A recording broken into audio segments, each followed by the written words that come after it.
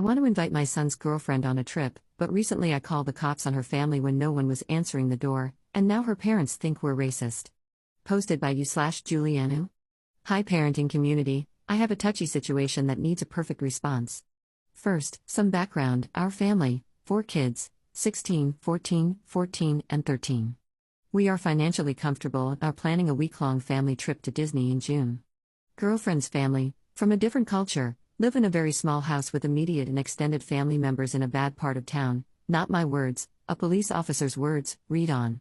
We think she's wonderful, a smart girl, a good influence on our son, a kind and fun person, very at ease with herself and with others. Our 16-year-old is unlikely to want to come on this trip on his own. He feels too old. Disney is for little kids, that's lots of time without friends, etc. My husband and I have invited his girlfriend to go with us, all expenses paid. If she goes, we will stay in 2 hotel rooms, a boy room and a girl room. We would love to have her along, and our son would too. She knows about this and is very excited, as she's never been to Disney before, but she is apprehensive to ask her parents. We have never met her parents, mostly because of logistical reasons. We don't live nearby, her parents work a ton, and the occasion just hasn't come up. The 2 teens have been talking for a year and hanging out for about 8 months. He spends tons of time over at her house and with her family. They know him well and apparently like him. She has spent lots of time with us as well. We have taken her to out-of-town games to watch our son play, even out of state before, but never overnight. As he is our oldest, we are just starting to navigate curfews and how that works. He is not a fully licensed driver yet, so he has to get rides with parents or friends. About a month ago, he was at his girlfriend's house, and he and I were texting around 10:15 p.m. We had previously agreed that the curfew was 11, and he assured me that he would be home. I offered a ride, but he told me he had one. He did not come home on time and was not responding to phone or text at 11:20, and neither was his girlfriend. After several attempts to call and text them both, I decided to drive over to retrieve my son. On the way over, it's now 12:30 a.m., I realized that the chances of them opening their door at 12:45 a.m. would be slim. On 2 other occasions, when I have gone over there to pick him up during the afternoons, he has not come out when I arrived, even though he knew I was waiting, and upon knocking on the door, no one would answer. I enlisted the help of the local police to get him. It was a big decision, but I honestly was not sure that I could get him on my own. The officer suggested that I try to knock first. I did. He saw movement in the house through a window, but no one answered. The policeman banged on the door and very loudly and authoritatively got my son out of their house. My son and his girlfriend had apparently fallen asleep watching a movie, and I had no other way to get in touch with anyone there. The next day, my son and his girlfriend were both upset. He was mad at me. Her parents thought I was racist, which was why I got the police involved. I got mom's email and tried to explain my actions, but apparently they are still not big fans, especially her dad, which I do understand, but our family is definitely not racist. So now, we need to somehow meet the parents, which his girlfriend thinks will be part of the key to having them allow her to go. We obviously want it to be the least awkward as possible. We don't want to host a dinner, for fear of them thinking we are showing off our house or wealth. We thought inviting them to one of our son's games would be good, but the schedule doesn't work before we need to make the vacation reservations. We aren't especially interested in meeting for dinner out, that's a long time for small talk and seems overly formal. Do we include or not include his girlfriend and our son? Other kids too? What do we do now? Top/relevant comments. Commenter. Realistically, I can't imagine a lot of circumstances in which parents of a 16-year-old girl would allow a week-long overnight vacation with her boyfriend's family. Given the whole police thing, which sounds like a major overreaction on your part, I can't imagine they would say yes. No one wants the cops at their house, and calling the cops over an hour missed curfew or so is kind of ridiculous, seeing as you knew where he was. Good luck with this, but I would be shocked if they agreed. Ops response. Okay, so what would you have done? Can't get in touch with anyone there over the course of 1.5 hours. Have knocked before, when you knew people were there, during normal waking hours, with no response at the door. It's 12:30 a.m. Would you have let your kid just spend the night there? That is not okay with us. Note, I did knock twice, loudly, at 12:30 a.m. before the police officer got involved, and no one answered either knock. I literally could not get my son. What would you have done? I agree that they probably won't allow her to go. Commenter. There seems to be a disconnect in your thinking. So he can't stay the night there, but you would expect her parents to allow her to stay the night. Wait, a week's worth of nights with your son. And teenagers being teenagers, separate rooms only mean so much. I would have knocked. I would have blown up their phone, his phone, and her phone if I was really keen to get him out. Unless I thought they were participating in some nefarious behavior, I would probably just ground him the next day until he can handle the responsibility of meeting a curfew. I'm not sure why you called the police before even knocking on the door. Ops response. Here are some important differences. When we got into the house, they were asleep in her room, with her door closed. Like I've said in another place in this post, in our house, bedroom doors stay open and behavior is monitored. As I mentioned in the original post, we would have completely separate hotel rooms, one for males and one for females. So not exactly apples to apples. I called the police because I had a history of experience with them not opening doors. Because it was the middle of the night, and I was a sleep-deprived mom who wanted her son. I did blow up their phones, both calling and texting each of them many times, and nothing came of it. I did knock, and nothing came of it. Edit, by male's room and female's room, that means that my husband stays with the boys and I stay with the girls, so as well monitored as it could possibly be. Update 1 year 3 weeks later. Hug your kids, even if you have to chase them. I am missing my 17-year-old today. He has been living in substance abuse programs since September. We started with a stint of wilderness therapy for 3 months last fall, then he tried life back at home, and failed within 6 weeks, ultimately OD'd on Xanax. He's currently at a therapeutic boarding school, and we have only seen him for a few hours over one parent weekend since January, when he went back to wilderness to detox for a few weeks and then transferred to the school to start there. Although I am aware that many kids around this age fly the coop, those kids can also call, text, and come back home. I'm missing my son a lot today, so I just wanted to remind you all to coax your kids out of their rooms, food usually works, and let them know that you love them and simply just like having them around. Thankfully, we have 3 other teens living at home, 15, 15, and 13, but there's still a hole where 17 should be. Top/relevant comments. Commenter. Do you feel like the therapeutic boarding school was a good choice? Is your son being helped? We are thinking about this option for our 15-year-old, though it will probably bankrupt us. Ops response. I do, although we were resistant at first, hence, why he came home from Wilderness V1 instead of going straight to school. Because of that, though, he can't claim that he could have made it on his own back at home if his parents would have given him the chance, which is what lots of new kids at TBS say while resisting the experience. We are also more sure that it's the best option for him, which we would have wondered if he never came home between Wilderness and school. The school he's attending is very small, 13 students, all teen males with substance abuse issues, with about 45 staff people. We are extremely impressed with the program. And yes, we will be broke after it's over. It's designed to be a 10 to 12 month program. Commenter 2.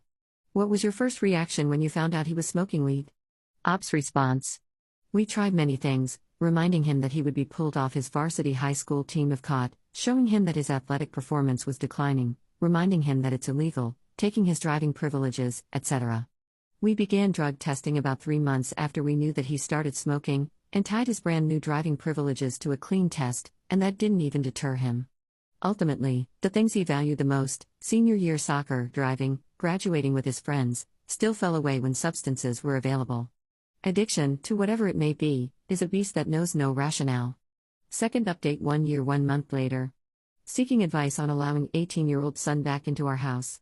So, ours is a pretty long story, but to make it much shorter, our now 18-year-old son left our house 1 year and 8 months ago, right after turning 17, just 2 weeks into his senior year of high school, due to drug and alcohol abuse issues, behavior issues, truancy from school, etc. To, literally, save his life, his dad and I sent him to a series of rehab placements, including a therapeutic boarding school where he eventually finished high school and graduated. He has only been home once since September of 2017, between placements, with the agreement of his primary therapist at the first placement, December 2017 to January 2018, which was not a success. He OD'd in his room and abused drugs in our backyard. He was not allowed to leave our property with friends, based on our mutually agreed upon family agreement document, so the friends brought the crap here. Most recently, he was kicked out of his college transitional program a couple of months ago due to sobriety issues and noncompliance with the program. At that time, we gave him 2 options: go to one last rehab program that had been recommended to us, or he could make a life for himself with no support from us except for medical/pharmacy coverage, his phone, so we could be in contact with him, and a plane ticket to the landing spot of his choice, once his legal debts to his current state were completed, because the state he's living in now is 2,000 plus miles from home and he didn't make the choice to live there. He chose the make a life option, and has been truly homeless and hungry for 2 months. He's currently paying his debt, 3 days in jail for petty larceny, and on Tuesday, he will be free to leave that particular state. He wants to come right back here, to our town. We have previously made it clear to him that he can't live here. We have 3 other kids, all in high school. He has stolen from us in the past, and his sobriety challenges and general disrespect for rules, etc., has historically made us firm in this decision. We haven't seen him since Christmas, but I believe that he has matured quite a bit since living here last, with quite a bit of maturity still to go. As we are now anticipating him being back in our medium-sized town, we are wondering how to proceed. He is still a very young adult, he will be 19 this summer. Is there any chance that he could live here again? What would the rules be? How would we enforce them? We have done the urine testing route before to determine sobriety, and it's not fun at all. We are concerned about his effect on his siblings, and on us. Honestly, this is a concern whether he lives with us or not. We also love him and would want to support him if he's sober and actively seeking success for himself. We just don't know where to start. This is uncharted territory for us. He's excited about seeing the family dog again when he comes back and wonders if she will remember him. He misses us, as we have missed him. It's just sad. We would love to have the healthy version of him living with us, but can't imagine having the addicted version of him tearing apart all of our lives. What would you do? P.S. Please don't berate our previous decisions unless you've walked a mile in our shoes. We have done everything we could to ensure that he has remained alive, healthy, finished high school, had the opportunity to start college, had more therapy than he ever asked for, etc., etc. We have literally spent more than $250,000 on his care. I'm sure if you thought there was a real possibility that you might outlive your child, you'd do all you could as well. Top/relevant comments. Commenter. I was this kid. Drugs, alcohol, behavior issues, etc. When I turned 18, my parents kicked me out, and I thanked them for it. I left with 2 bags of my belongings and a wallet full of $30. I slept on a couch, a mattress on a floor with no electricity. I did some things I wish I hadn't to get through, but I survived. I made it.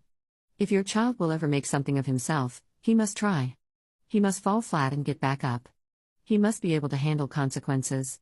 I'm now almost 21 and moved back in with my parents due to my little sister being killed in a car accident, but being with my parents now and realizing the crap I put them through and what I did was enough to put me on the right path for life. I wish you the best of luck in this situation, though, and hope you and your son will have a chance to grow. Ops response. I'm glad to know that you pulled yourself out of your situation. That's part of the reason we were actually okay with him being homeless for the last 2 months. He slept under bridges and hid out in sheds. His backpack and sleeping bag were stolen, and we didn't help. He was hungry, and we did not help. He finally decided, yesterday, that jail with a bed and 3 meals and people to talk with would be a better option than his current days, and chose to check in for his 3-day sentence. I hope that his time there will be an eye-opener and a catalyst for change. I'm very sorry about your sister. Life is not fair. Editor's note. These next 3 comments will be Op's response to various other parenting threads made by other Redditors, and will include info about her son's progress. The title of the thread will be in quotes like this. Comment 1 6 months 2 weeks later. Our family abandoned my orphaned autistic nephew. Sucks for them. I'm happy to share our experiences. Our oldest bio kid was diagnosed with high-functioning autism when he was 18. 18. So many things have made sense in his life since then, and in retrospect. That diagnosis has absolutely changed our perspective on everything he does, says, and doesn't do. It explains a lot of his motivations. He's not a jerk or being difficult, he's just being all he knows to be. When he was 12 and he ate the candy bar that his younger brother bought me for my birthday, he wasn't trying to hurt me or his brother. There was a candy bar in the fridge, because I received it as a gift at 7 a.m. A candy bar, just sitting there. Awesome. I would suggest that you read and learn as much about autism as you can, as you prepare to embark on this journey. You will probably need to be his voice when he can't speak, his advocate, particularly with the high school football coach who also happens to teach chemistry and thinks he's a jerk from day one. Ask me, and you'll need to know how to encourage the best from him. And it's possible to be diagnosed at any age, which may be enlightening and illuminating for you too. You're awesome people for taking this on. People with autism have a really cool way of looking at the world. Comment 2 1 year 3 months later. Investigating boarding school options. I second the notion of keeping him away from kids in other versions of crisis. We send our oldest son to a therapeutic boarding school. While there, the other boys made a homemade tattoo gun out of an electric razor, guitar wire, and pen ink.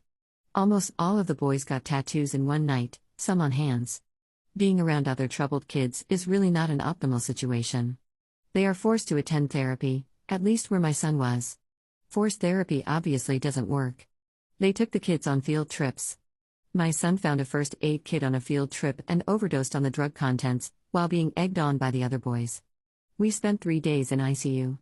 I would look into alternative options that don't put him around other troubled kids. These were just 2 examples of what happened at our son's school. It was $17,000 a month. Comment 3 months later. My teen is an e-girl and it's horrible. My oldest son missed his whole senior year of high school, and more, due to living, against his wishes, in residential drug rehab programs. He is now back home with us, and is thankfully healthy. One arm is covered in tattoos, some homemade, some bought for cheap and badly done. Guess what? I treasure every day that I get to tell him good morning, and those tats don't bother me a single bit, because they are here in my house, and they are alive, and they're on an arm that sometimes hugs me. Back up and gain some perspective to appreciate what you have. Editor's note.